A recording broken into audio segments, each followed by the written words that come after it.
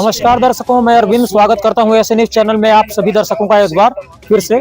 अभी मैं मध्य प्रदेश के जिला सिंगरौली में मौजूद हूं। यहां पर संत रामपाल जी महाराज जी का एक दिवसीय सत्संग कार्यक्रम आयोजन किया गया था, जिसमें आप देख सकते हैं कुछ युवा वर्ग के लोग इस सत्संग में भाग लिए थे।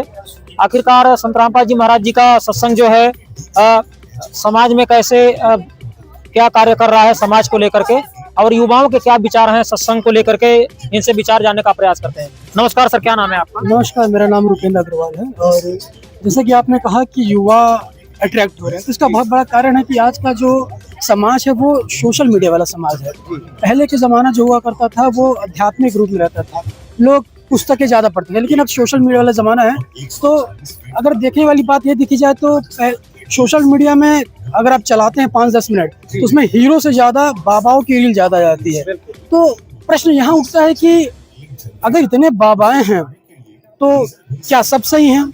सबसे बड़ा प्रश्न। और अगर सब सही हैं तो सब एक विधि क्यों नहीं बताते हैं?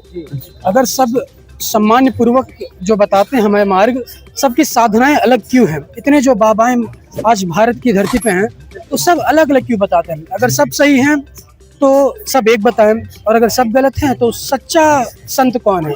ये जानने के लिए हमें अध्यात्म का ज्ञान होना बहुत ज़्यादा जरूरी है। तो जैसे कि बता रहा हूँ कि आजकल टेक्नोलॉजी का ज़माना है, युवाओं को या फिर किसी को भी किसी की सुनी सुनाई बातों पे आने से ज़्यादा बेहतर होता है कि वो खुद जाके रिसर्च करे। आजकल इंटरनेट का ज़माना है, आर्टिफिशियल इंटेलिजेंस का ज़माना है।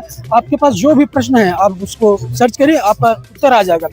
तो प्रश्न यही आके उठता है कि जो इतने बाबा हैं उसमें से सच्चा संत कौन है? तो इसकी जानकारी हमारे ग्रंथों में दी हुई है कि जो सच्चा संत वही है जो तत्वदर्शी संत है, जो गीता में बताया गया है कि संसार रूपी उल्टा रूपी पेड़ जो समझा सके वही एक सच्चा संत होता है।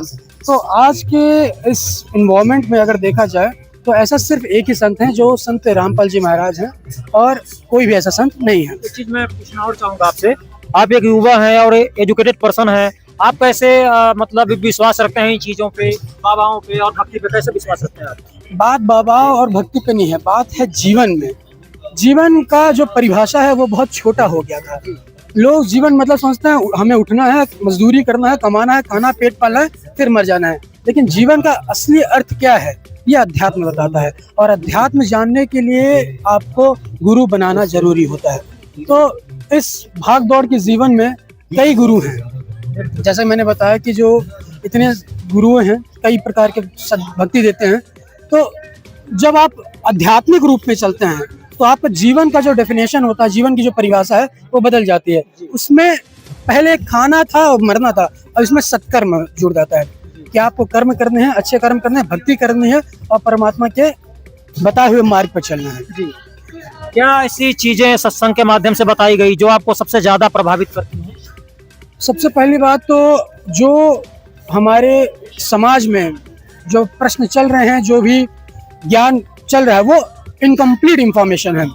बताया जाता है कि श्री शंकर जी, विष्णु जी, ब्रह्मा जी भगवान है, वो बहुत आदरणीय है, वो हमारे देवता हैं, अपितु उनसे बढ़कर भी कोई एक शक्ति है जिसका ज्ञान इस समाज को नहीं है। तो सबसे बड़ा जो संत रामपाल जी महाराज का अट्रैक्शन पॉइंट है वो यही है कि वो बताते हैं कि ब्रह्मा विष्णु महेश भगवान हैं, देवता हैं, इस काल लोक के देवता हैं, परंतु इसके ऊपर भी कोई शक्ति है। तो ये एक जो बहुत बड़ा कोर पॉइंट है जो कहीं आप सुनने को नहीं पाएंगे कि ब्रह्मा विष्णु महेश के माता पिता कौन है। ये प्रश्न आप इससे पहले कहीं नहीं सुने होंगे, ये सिर्फ आपको इस ओरिजिनल कबीरपंथ में मिलेगा। तो ये एक ऐसा पॉइंट है जो लोगों को अट्रैक्ट करता है। और यहाँ आने के बाद आप देखेंगे कि जितने धर्मगुरु हैं, जितने बाबा हैं, वो मन घड़ी कहानी बताते हैं, जिसमें लोगों को जो पसंद है, जो सुनना चाहते हैं वही बताते हैं। लेकिन संत रामपाल जी महाराज जो हैं वो सिर्फ और सिर्फ प्रूफ के साथ बात करते हैं। जितने भी होली बुक्स हैं, चाहे वो श्रीमद् भगवद गीता हो, चाहे वो वेद हो, चाहे पुराण हो, चाहे दूसरे धर्म की किताबें पुस्तकें हो, कुरान शरीफ हो, बाइबल हो, गुरु ग्रंथ साहिब हो, जितने भी धार्मिक पुस्तकें हैं, जितने भी होली बुक्स हैं, तो उसमें जो ज्ञान लिखा हुआ है, जो उसका सार है, वो गुरुजी बताते हैं, वो भी प्रमाण सहित पुस्तक से पढ़ के। ये नहीं कि वो अपने मन से बता रहे हैं। तो सबसे बड़ा जो क्या कहते हैं, एक बाकी गुरु को और संत रामपाल जी महाराज को अलग करती है वो यही है कि बाकी जो है वो अपने मन की बात बताते हैं जो लोगों को अच्छा लगता है, लेकिन संत रामपाल जी महाराज वो बताते हैं जो सत्य है और प्रमाणित है। एक चीज और जानना चाहेंगे, जैसे संत रामपाल जी महाराज के इस ज्ञान से प्रभावित होकर के आज काफी युवा भी हम देख रहे हैं उनके ज्ञान को सुनने लग गए हैं, उनके आदर्शों पर चलने लग गए हैं, तो क्या समाज में कोई बदलाव ऐसा है जो कि उनके ज्ञान से संभव है? बहुत बहुत बड़ा बदलाव है। जो समाज बढ़ रहा है, आज के जो बच्चे हैं वो कल के युवा होंगे और वही समाज को फिर अपने कंधों में उठाएंगे। तो आज के इस सोशल मीडिया वाले ज़माने में इतनी कुरीतियाँ फैल गई हैं, जो पहले गंदगी हुई करती थी वो शहर के किसी कोने में हुआ करती थी, लेकिन आजकल जो सोशल मीडिया है वो हर गंदगी को चारों तरफ फैला दिया है। तो लोग जो गलत चीज़ें होती हैं, जैसे नशा हो गया, गंदी चीज़ें हो गई, तो वो सब चीज़ें परमात्मा के लाइन में आने के बाद आपको जब सतभक्ति सतमार्ग में आप आ जाते हैं तो आपको पता चल जाता है कि क्या सही है और क्या गलत है, क्या करने से हमारा कल्याण होगा और क्या करने से हमारे साथ बुरा होगा।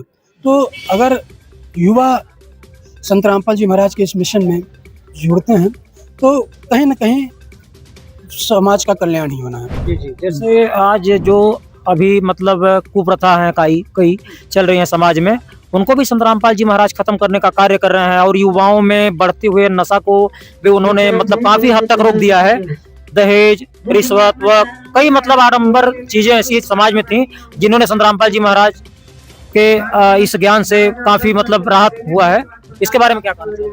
देखिए, जैसे कि मैंने पहले बताया कि जब आप संत रामपाल जी महाराज से नाम दीक्षा ले लेते हैं तो आपको धीरे धीरे ज्ञान होने लगता है कि क्या सत्य है और क्या गलत है। तो जब आप सतमार्ग पे चलते हैं तो जैसे कुरीतियाँ आप बता रहे हैं, परमात्मा का ये मोटो हुई है कि नशा मुक्त हो भारत अपना, दहेज मुक्त हो भारत अपना, भ्रष्टाचार मुक्त हो भारत अपना। तो जैसे ये कुरीतियाँ हैं तो आप जब सद्भक्ति में आ जाते हैं तो लोग डरने लगता है। जो संत रामपाल जी महाराज के अनुयायी हैं वो अपनी जान देना ज़्यादा सही समझेंगे कि बजाय कि रिश्वत लेना हो, दहेज देना हो या फिर नशा करना हो। तो जब आप परमात्मा की लाइन में आ जाते हैं तो आपको ज्ञान हो जाता है और कहीं ना कहीं, क्योंकि मैं एक सामाजिक व्यक्ति हूँ और एक सोशल ह्यूमन एनिमल होता है तो वो अकेले में नहीं रहता है, वो कहीं ना कहीं चार लोगों के बीच में बैठेगा। तो अगर मुझे ये ज्ञान है कि नशा करना खराब है तो मैं ऑब्वियस सी बात है मैं कहीं जाके बैठूंगा, अपने दोस्तों को बताऊंगा, तो ये प्रचार उनके पास भी जाएगा। तो युवा अगर ये चीज़ घूम घूम के बताते हैं या फिर लोगों के साथ अपनी बातें एक्सचेंज करते हैं तो समाज में बहुत ही पॉजिटिव चेंज देखने को मिलेगा। धन्यवाद सर आपका। जी धन्यवाद। और भी कुछ लोग हैं, इनसे भी जानने का विचार प्रयास करते हैं। क्या नाम है जी आपका? श्याम कार्तिक बैस है मेरा नाम। सर, आपको सत्संग में आकर के क्या प्रेरणा मिलती है, क्या कहना चाहेंगे? सर, यहाँ पे सत्संग में आने से सबसे पहले तो हमारे सदगुरु रामपाल जी महाराज जो हैं, संत रामपाल जी महाराज बताते हैं किस तरह से हम मानव जीवन का सफल बनाना है और किसकी भक्ति करना है, कैसे करना है ना, कौन से शास्त्र से है ना कि मोक्ष मंत्र लिखा है ना। तो हमारे सदगुरु जी आज सत्संग के माध्यम से उन्होंने बताया कि जो गीता में लिखा है ओम तत्सत, ये जो है पूर्ण परमात्मा का मंत्र है, जो कि मंत्र जाप करने से ही आप सद्भक्ति करके ही आप मोक्ष प्राप्त कर सकते हैं। और वेदों से प्रमाण करके बताया गुरु जी ने कि किसकी भक्ति करना चाहिए। जी धन्यवाद सर आपका। और भी कुछ लोग हैं, इनसे भी विचार जानने का प्रयास करते हैं। आपका नाम क्या है जी? राम निरंजन दास। सर, आप क्या कहना चाहेंगे इस सत्संग के बारे में? जो इस सत्संग में आज काफी लोग मौजूद रहे और श्रद्धा पूर्वक सत्संग सुना गया लोगों के द्वारा, आप भी मौजूद रहे, क्या कहना चाहेंगे? कहना ये चाहेंगे कि भगवान आए हुए हैं धरती पे, जैसे हमें भक्ति करनी चाहिए वो शास्त्र के अनुकूल भक्ति बता रहे हैं। जैसे गीता अध्याय नंबर 16 श्लोका नंबर 23 में लिखा है कि हे अर्जुन, जो शास्त्र विधि को त्याग के मनमाना आचरण करते हैं उनकी न तो सिद्धि है, न तो गति, न तो सुख, न तो परम गति, कुछ भी नहीं है। तो आज देखेंगे तो हर जगह कुप्रथा फैली हुई है, हर कोई मनमाना आचरण कर रहा है, कोई उपवास कर रहा है, कोई कुछ कर रहा है, कोई कुछ कर रहा है, सब अपने मर्जी से। लेकिन जो संत रामपाल जी मेरे सदगुरुदेव जी हैं वो शास्त्र के अनुकूल भक्ति दे रहे हैं और इससे हमें सारा कुछ लाभ भी मिल रहा है, शारीरिक, आर्थिक, मानसिक सारा कुछ लाभ मिल रहा है। और सत्संग में आने से हमें हर चीज़ का ज्ञान होता है, किससे कैसे बोलना चाहिए, मतलब कि हर चीज़ का आदर सत्कार सम्मान हर चीज़ हमें सीखने को मिलता है और समझने को, समाज में कैसे रहना चाहिए, कैसे चलना चाहिए, सारा कुछ। यही है। धन्यवाद सर। तो दर्शकों, देखा अभी आपने, यहाँ पे कुछ और भी लोग हैं, इनसे भी बातचीत करने का प्रयास करते हैं। आपका क्या नाम है सर? मेरा संतोष कुमार साहू नाम है। सर, आप क्या कहना चाहेंगे इस सत्संग को लेकर के, और सत्संग की जो विशेषताएं हैं, जो मानव समाज में एक क्या संदेश जा रहा है सत्संग के माध्यम से, क्या कहना चाहेंगे? सत्संग के माध्यम से बहुत अच्छा संदेश जा रहा है, क्योंकि देखिए अभी तक जो भी हम कर रहे थे, क्या कर रहे थे उसके विषय में जानकारी, जैसे लोग हमारे जैसे परंपराएं चली जा रही थी, हमको ये उपवास करना है, ये व्रत करना है, उसी तरह के हमारे जो पूर्वज चल रहे थे वैसे हम चल रहे थे। लेकिन सत्संग के माध्यम से पता चला कि नहीं, जो चीज़ सही है, जो शास्त्र के आधार पर हम भक्ति करेंगे तभी हमें भगवान का लाभ मिलेगा। बाकी जो हम यदि मनमाना आचरण करते हैं, कोई कह दिया आज मंगलवार है तो उपवास रख लिए, कोई आज गुरुवार है तो उपवास रख लिए, लेकिन जो ये मनमाना आचरण था, जो शास्त्र में इसका कोई प्रमाण नहीं था, ये हम चीज़ कर रहे थे जिसका हमें कोई लाभ नहीं मिल रहा था। ये से हम सत्संग से हमें यह जानकारी हुई कि नहीं, जो शास्त्र में लिखा वो चीज़ हम अपने जीवन में आचरण करेंगे, वैसे हम भक्ति करेंगे तो हम भगवान का लाभ पा सकते हैं, अन्यथा नहीं। जी, एक चीज और बताइए, जैसे अन्य जो धार्मिक कार्यक्रम होते हैं, सत्संग कार्यक्रम हो चाहे भागवत कथा हो, तो इन कथाओं से, इन सत्संगों से संत रामपाल महाराज का जो सत्संग कार्यक्रम रहता है वो किस प्रकार भिन्न रहता है, और क्या ऐसी चीजें हैं जो उन सत्संगों में नहीं बताई जाती, संत रामपाल महाराज के सत्संग में बताया जाता है?